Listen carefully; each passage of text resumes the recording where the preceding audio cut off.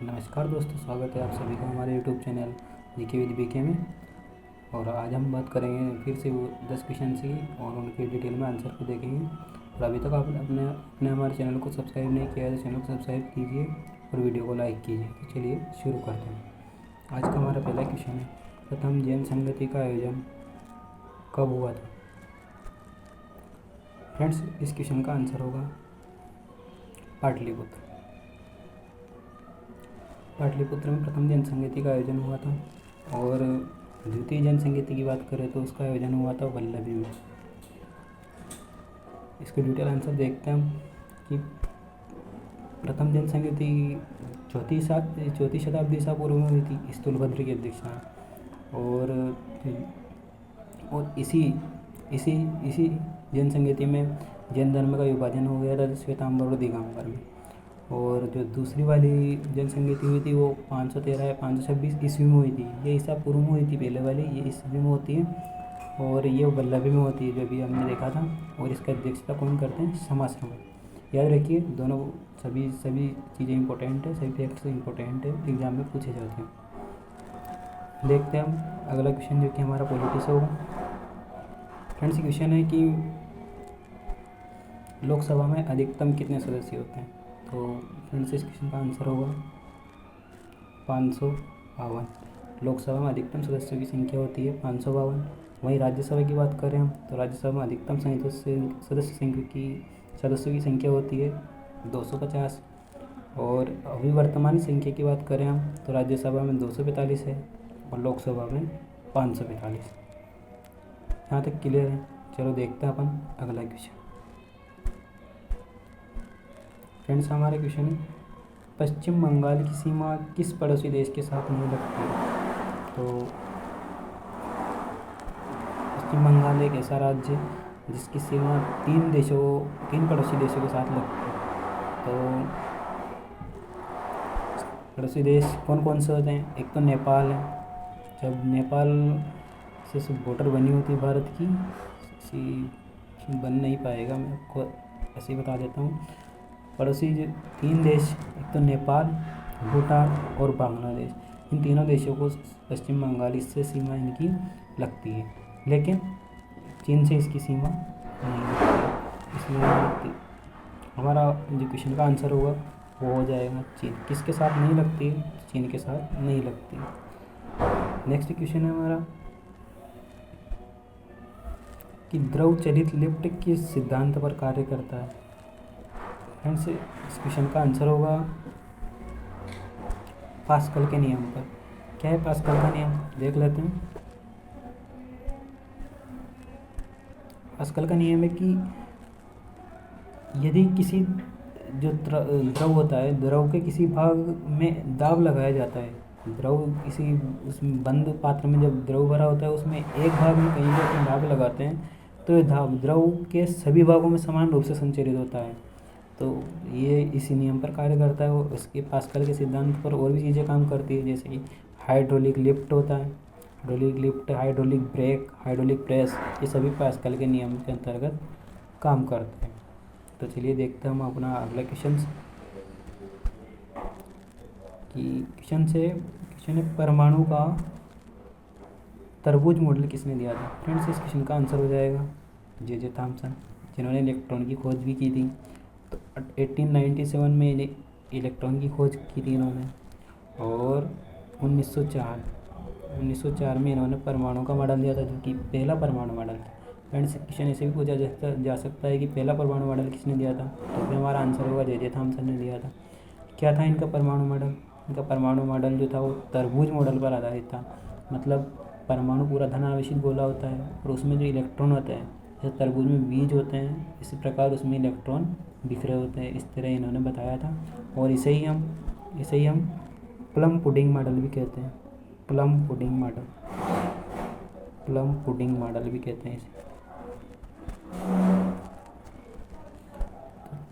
ठीक है दोस्तों, चलिए नेक्स्ट क्वेश्चन देखते हैं हम। फ्रेंड्स, हमारा क्वेश्चन ग्लिसन कैप्सूल शरीर के किस अंग में पाया जाता है? फ्रेंड्स, इस क्वेश्चन का आंसर होगा लीवर यानी यकृत। यकृत के अंदर जो धमनियाँ और शिराएँ होती है, वेन्स और आर्टरीज, उनके ऊपर जो एक कवर पाया जाता है, वो उस कवर को बोला जाता है ग्लिसन कैप्सूल्स। एग्जाम में पूछा जाएगा कि तो आप सीधा आंसर देंगे ग्लिसन कैप्सूल किससे किससे संबंधित है, क्वेश्चन आंसर होगा लीवर यानी यकृत से। बात करें यकृत की तो यह हमारे शरीर की सबसे बड़ी ग्रंथि होती है और यह बाइल जूस यानी पित्तरस का भी निर्माण करता है यकृत, और यह अमोनिया को यूरिया में बदलता है। याद रखिए सभी फैक्ट्स एग्जाम में पूछे जाते हैं और अमोनिया को यूरिया में बदलता है।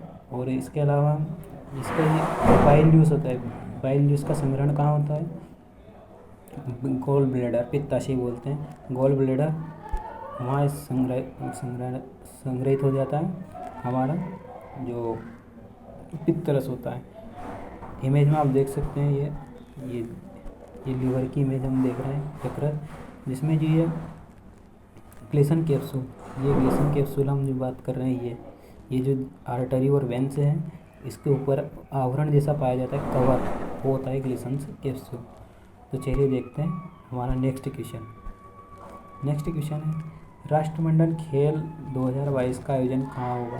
तो फ्रेंड्स राष्ट्रमंडल खेल का आयोजन 2022 वालों का आयोजन होगा बर्मिंघम इंग्लैंड।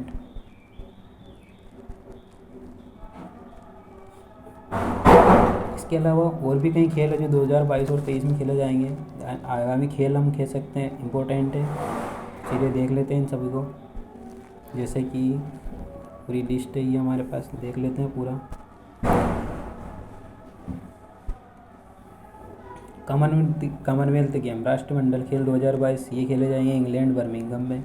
एशियाई खेल 2022 एशियाई खेल एशिया में खेले जाएंगे, तो एशिया में हांगजाओ, चीन के हांगजाओ शहर में खेले जाएंगे एशियाई खेल। फुटबॉल वर्ल्ड कप कतर की राजधानी दोहा में खेला जाएगा फुटबॉल वर्ल्ड कप 2022। और बात करते हैं हम पुरुष क्रिकेट विश्व कप, वनडे विश्व कप, जो कि 2023 में भारत में खेला जाएगा।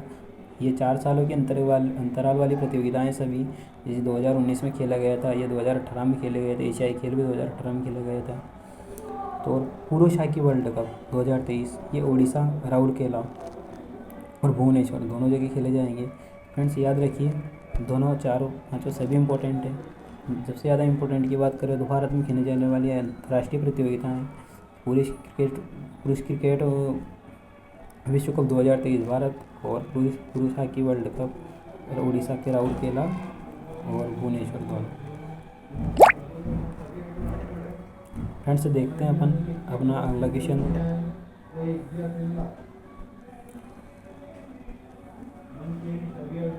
फ्रेंड्स क्वेश्चन है आंध्र केसरी के नाम से किसे जाना जाता है। हमने पंजाब केसरी के नाम से सुना होगा, किसे कहते हैं पंजाब केसरी कहते हैं लाला लाजपत राय को। उसी तरह आंध्र केसरी या आंध्र प्रदेश के निर्माण में इनका महत्वपूर्ण योगदान हुआ, इसलिए आंध्र केसरी कहा जाता है। टंगुटूरी प्रकाशम या टी प्रकाशम भी इनको कहा जाता है, इसलिए इन्हें आंध्र केसरी कहा जाता है। बात करें आशुतोष मुखर्जी की, आशुतोष मुखर्जी को बंगाल केसरी कहा जाता है, बंगाल में इनका महत्वपूर्ण योगदान होता है। और श्री कृष्ण सिंह इन्हें बिहार केसरी कहा जाता है।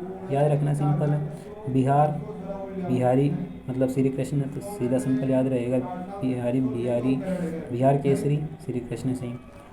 टी प्रकाशम ये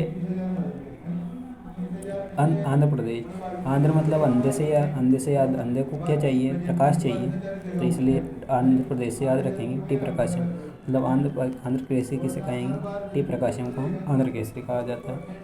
चलिए देखते हैं नेक्स्ट क्वेश्चन। फ्रेंड्स हमारा नेक्स्ट क्वेश्चन है पक्के पागा टाइगर रिजर्व किस राज्य में स्थित है। फ्रेंड्स इस क्वेश्चन का सीधा सा आंसर होगा अरुणाचल प्रदेश। बात करें पक्के पागा टाइगर रिजर्व की, तो ये इम्पोर्टेंट इसलिए है क्योंकि अभी जो वन आरक्षण की जो रिपोर्ट आई है, वन सर्वेक्षण रिपोर्ट, उसमें सबसे ज़्यादा वन जो पाए गए हैं वो पक्के पागा टाइगर रिजर्व में है। सबसे ज़्यादा वन आरक्षित जो टाइगर रिजर्व है वो है हमारा पक्के पागा टाइगर रिजर्व, इसलिए इम्पोर्टेंट हो जाता है। बात करें हम नागालैंड की, तो यहाँ इटांटकी राष्ट्रीय उद्यान स्थित है। मणिपुर में केवुल लामो जामो, जो कि जो कि तैरता हुआ राष्ट्रीय उद्यान भी एकमात्र तैरता हुआ राष्ट्रीय उद्यान है, इसलिए मणिपुर में इसलिए ये फेमस है। तो चलिए देखते हैं हम अपना नेक्स्ट क्वेश्चन। ये दोनों हम देख चुके हैं। नामदफा, अरुणाचल प्रदेश में भी 2 राष्ट्रीय उद्यान हैं, दोनों को याद रखेंगे। नामदफा राष्ट्रीय उद्यान और एक है मोलिंग नेशनल पार्क। नामदफा और मोलिंग याद रखेंगे, अरुणाचल प्रदेश में स्थित। देखते हैं नेक्स्ट क्वेश्चन है, हाल ही में प्रधानमंत्री मोदी जी ने कहाँ पर जगत गुरु श्री संत तुकाराम महाराज शिला मंदिर का उद्घाटन किया है? फ्रेंड्स, इस क्वेश्चन का आंसर हो जाएगा पुणे में इसका उद्घाटन हुआ है। और बेंगलुरु, भारत का पहला आर्टिफिशियल इंटेलिजेंस रोबोटिक्स की स्थापना होती है बेंगलुरु में। और दूसरी जो स्टैचू ऑफ नॉलेज और स्टैचू ऑफ इक्वलिटी, इन दोनों को भी देख लेते हैं। देखिए, स्टैचू ऑफ इक्वलिटी, इसकी स्थापना मोदी जी के इसकी उद्घाटन भी मोदी जी द्वारा ही किया गया था। हैदराबाद में स्थित है स्टैचू ऑफ इक्वलिटी। स्वामी रामानुजाचार्य की प्रतिमा स्थित है। और statue of knowledge, doctor Bhimrao Ambedkar साहब, उनकी प्रतिमा स्थित है। कहाँ है? लातूर, महाराष्ट्र में। फ्रेंड्स, कैसा लगा हमारा वीडियो आप कमेंट बॉक्स में बताइए। और एक क्वेश्चन आपके लिए है कि एकाना क्रिकेट स्टेडियम कहाँ स्थित है, ये आपको कमेंट बॉक्स में बताना है। और अभी तक आपने हमारे चैनल को सब्सक्राइब नहीं किया तो चैनल को सब्सक्राइब कीजिए, वीडियो को लाइक कीजिए। Thank you.